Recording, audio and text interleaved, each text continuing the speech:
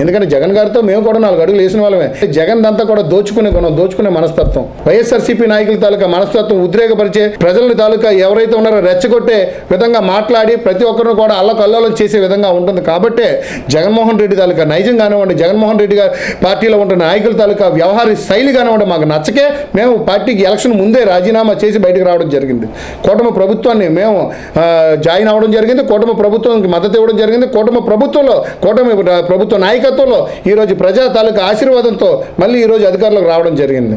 ఈ రాబోయే 5 సంవత్సరాలే కాదు, రాబోయే 30 సంవత్సరాల చరిత్రలో ఎప్పుడు ఎన్నో లేని విధంగా 29 రాష్ట్రాల్లోకే తల మాణిక్యంగా ఉండే విధంగా ఈరోజు దేశంలోనే A1 రాష్ట్రంగా ఆంధ్ర రాష్ట్రం రాబోయే రోజుల్లో తయారవబోతుందని చెప్పేసి లోకేష్ గారి నాయకత్వంలో కానివ్వండి, నారా చంద్రబాబు నాయుడు గారి నాయకత్వంలో కానివ్వండి, డిప్యూటీ సీఎం శ్రీ పవన్ కళ్యాణ్ గారి నాయకత్వంలో కానీ కూటమి నాయకత్వంలో ఇది రాబోయే రోజుల్లో సువర్ణ ఆంధ్రప్రదేశ్ తీర్చిదిద్దబడుతుందని చెప్పేసి మీకు మీడియా ద్వారా తెలియజేస్తా ఉన్నాను.